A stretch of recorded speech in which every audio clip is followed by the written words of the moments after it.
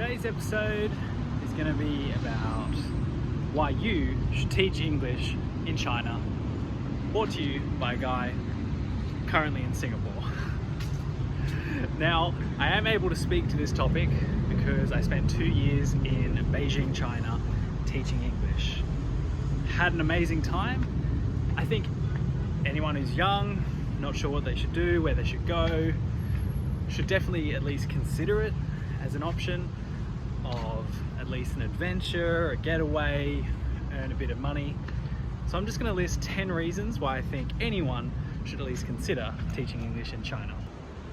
The first reason why I think you should at least consider teaching in China might sound a little bit vain, but I think it should be number one on the list, is it's pretty good money. Whilst I was there, I was in Beijing, China. I taught English for 2 years, and the whole time I was there, I was earning about 20,000 RMB. I'll let you decipher that into your own currency, 20,000 RMB per month after tax. Having said that, I saw jobs that were at least double that, into the 40 range. That's not too realistic. That's more for highly skilled, experienced teachers. I just have a degree in marketing and I got a TEFL certificate which made me qualified to go teach English in China. So I didn't have that specialized degree in anything related to education. With that said, like I said, I was earning 20,000 RMB, which is approximately the same income a teacher in Australia earns.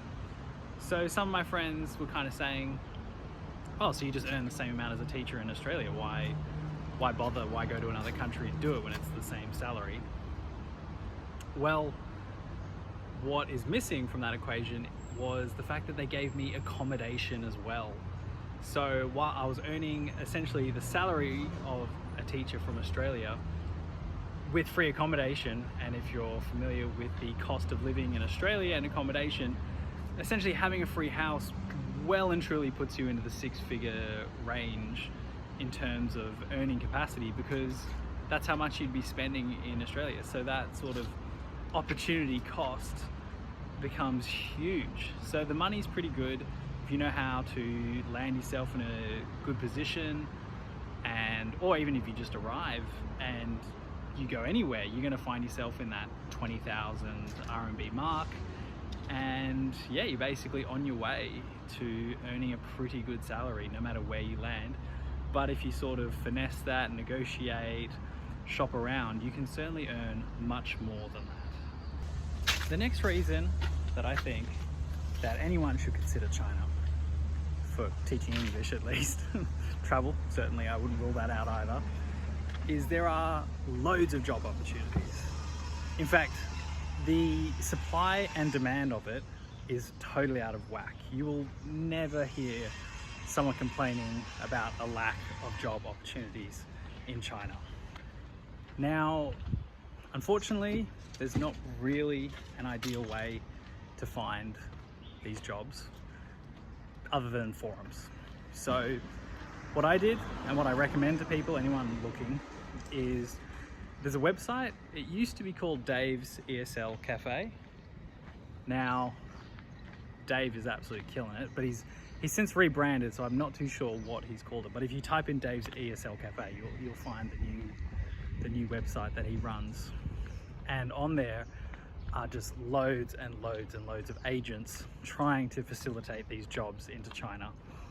And what I did is I made a stock standard email. I said, this is me, I'm Campbell. I tick all the boxes for teaching, which, like I said, is a degree, TEFL certificate, and a police check. And basically, I want at least 20,000. Mind you, this was a few years ago, so that was low by today's standards from what I've seen on the forums today. What can you do? And I pretty shamelessly just sort of grabbed multiple agents' emails and CC'd all of them. So they were all aware that I was putting this out there to the masses. And I just was flooded with dozens and dozens of agents with different offers. And I just sort of went to the highest bidder pretty shamelessly. So that's what I recommend, or at least if you want a taste of what's going out there, go to Dave's ESL Cafe, check out other forums that are out there. I know there are plenty, because like I said, supply demand way out of whack. So it's worth checking it out and seeing what you can find. Reasons 3 and 4 I'm gonna clump together, and I would say these are both professional development and personal development, because they're pretty closely related in terms of the experiences you have and what exactly you walk away from China having taught English there. Professional development, I can only speak to being there as a marketer, so maybe not direct benefits, but certainly on my resume saying that I've taught English in China for 2 years, it's a talking point. It is something everyone is interested in. Why did I go? What did I experience? What did I take away? So I think it kind of makes you a little bit interesting in a job interview, and socially, obviously, extends out a bit further than that. But even though I'm not pursuing a degree in education, I've found that there are sort of never-ending benefits to having spent time working abroad and teaching English. So professionally, it's worked out great, even for something that is not directly related to teaching. If you are a teacher, it should be pretty self-explanatory that you're just getting direct experience in the degree you want, and that might not be easy, depending where you are, where you're from, sort of the opportunities you have there. Like I said, loads of opportunities there. And then personal development, it's sort of on a similar sort of thread, because you're gaining so much experience out living abroad. Sorry, just walking through a bit of a jungle right now at the moment. Meeting people and experiencing another culture, being uncomfortable. I think that's really it. You walk away with so much in terms of confidence and life experiences. It's hard to even articulate all the things that you have. But like I said, you're kind of constantly talking about it because people find it so intriguing. Like, I'll be in a bar and anyone who knows me and introduces me is like, oh, this is Campbell. He's just got back from China, living and working over there. It's an instant talking point. I've experienced things and been places that most people haven't been to or wouldn't even consider going. So it kind of helps you become more interesting in the room. And yeah, that kind of ties in both with the professional and the personal side. So that's why I'd list those as 3 and 4.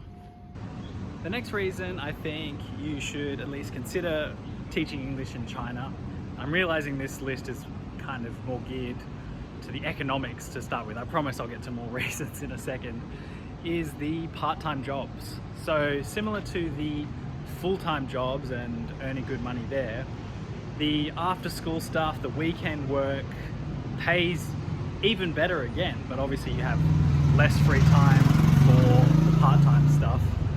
So whilst I was there, and again this was going 2 years back now, but in the time there I was able to earn anywhere between 350 to 500 RMB an hour, which once you've done the calculations for which, this is great money. This is a great hourly rate. I think it would be hard to compare other part-time jobs in most countries where you can just sort of easily pick up a bit of work here and there. And speaking from an Aussie perspective, we're talking about $60 to $120 an hour, depending on what you land. And once again, I can't emphasize this enough, it has just gotten more and more competitive.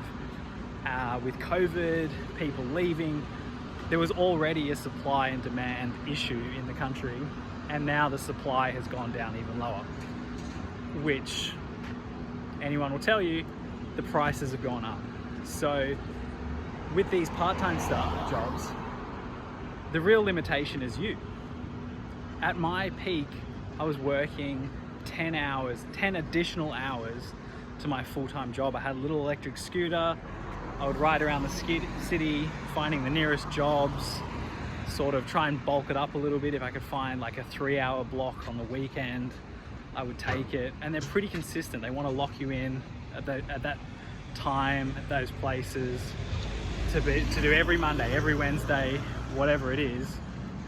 And yeah, 10 hours. I was making enough money to fully fund my lifestyle, and I was pocketing my entire paycheck. I paid off my entire student loan back in Australia because my full-time job salary went into a bank account that I didn't touch. So once again, you've got to strongly consider the economics and the finances of how great it is working in China full-time and part-time, and sort of getting your ducks in a row, and the opportunities are just incredible. Reason number 6, if I'm still counting correctly in my head, is the cost of living in China. Now, I'm sure I don't need to give you a lesson on the fact that it is cheap to live in China, but I think it's only really once you get there that you can appreciate how incredibly cheap it is, especially in contrast to those earning potential that I mentioned earlier, wherein, you know, you're going to be making 250, 300 RMB for a private lesson, and then go spend 10 RMB on a beer and, you know, 20, 25 on a tray of, you know, dumplings or a bowl of noodles, you know. So that at that point, you sort of, you know, money becomes no issue if you're doing that sort of work, because that's all stored on your phone, on your WeChat wallet, and you've earned so much that you're able to buy those meals. In fact, those meals are going to be way cheaper than anything you could possibly make at home. Maybe not as healthy, but definitely cheaper. And so, yeah, the cost of living, something that I think should be factored into when considering moving to China, is, yeah, high earning potential, low cost of living. You're really getting the best of both worlds. Number 7, I would say, is also slightly obvious, but again, I just want to emphasize this as someone who's actually lived there, is the food. Guys, it's as good as they say it is. It is really something else on a whole other level.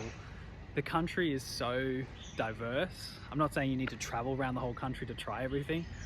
Having lived in Beijing, there's certainly every cuisine from around town, from, you know, more of the spicy stuff, more of the classics, but there's just no replicating it. It's really one thing I look back so fondly on, remembering some of the dishes. Like, for example, I remember going to a xiaolong bao, which is the dumplings with the liquid inside of it.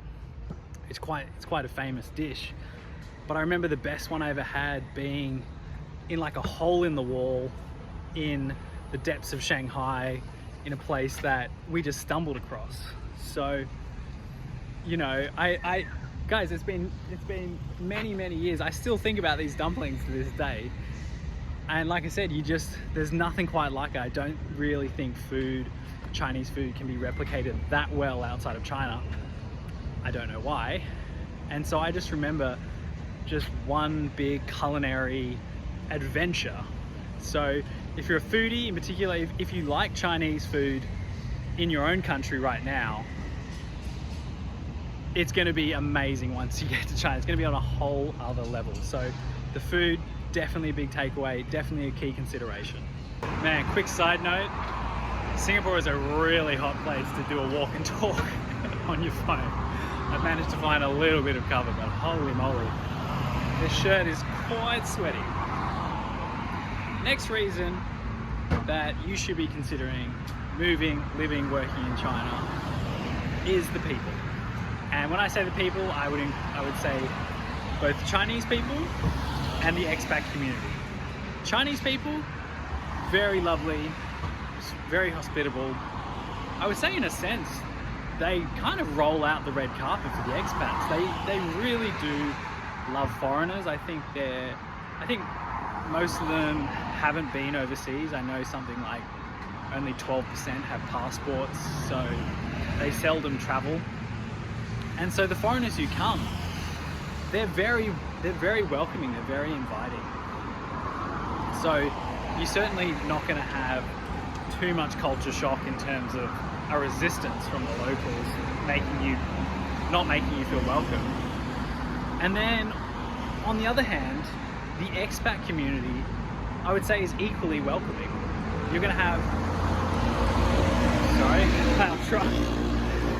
The expat community is, and I'm sure this rings true for expats everywhere, but I think the expat community in China specifically is, we all appreciate that we've come to a foreign country. Of course, that's the definition of expat. But China's not that easy to live. It's kind of challenging with the language, with the culture, banking, phones, all that sort of jazz. So we all kind of appreciate that it's a tough adjustment. And I remember people commenting when they arrived, because we'd sort of go above and beyond. We say, this is the supermarket, this is where you get a SIM card, let's sort out your bank account. People go, wow, you guys are really nice. And I would sort of say, yeah, I'm just kind of passing it along. Like, someone did this for me. I sort of feel like I have to help you, because what else are you going to do? What other options are there? And, like I said, someone did it for me. So you're always sort of passing it along, this sort of like these niceties, and the bonds you form with these people from there on are so strong. You sort of become families, because you're spending Christmas together, you're spending Easter, your birthday with these, warm, lovely, accepting people, and you sort of share that sort of kindred, adventurous spirit for, let's make the most of being in China. Let's sort of explore the mountains, try all the food, do everything there is to do and see. So this isn't high up on my list, but only because I feel like expat communities are everywhere, and these benefits sort of can be found anywhere to a certain extent. But from my experience, I think, the communities across China are a strong reason to consider going, even though it might be scary, taking that leap of faith. In my experience, you're always going to find warm, welcoming, accommodating people who make you feel right at home. Okay, so getting towards the end of the list here, I would say this is, again, maybe a little bit obvious to some, but I'll inject some points from someone who's actually lived in China, which is the adventures and the travel and all that sort of aspect of living abroad. And preface that with teaching English as well, because teachers get school holidays. So probably not as much as most countries, but you do get time off to travel, and that can be amazing. And there'll be no shortage of sort of suggestions and tour groups that people are going on to jump on board and be a part of that. But also locally, I remember some of the best nights out would be someone would come into the school and be like, oh, I stumbled upon, or I found out about this, gaming bar. Real example.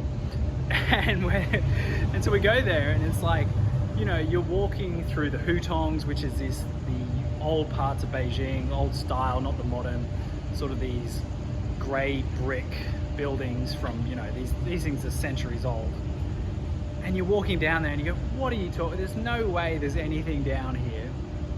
And you find yourself knocking on a red door. You think you're going to be mugged, which almost never happens, because China's one of the safest places. Like, it's really, you're going to be fine. And the door opens and there's like a whole hidden bar with all these different whiskeys and wines and Mario Bros and all these like fun things, but it's sort of off the beaten path.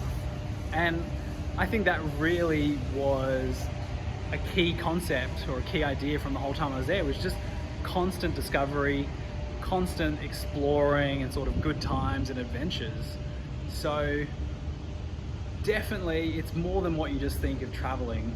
I think you're going to be constantly surprised when you're in China, just by the things you stumble upon, the suggestions, getting sort of boots on the ground.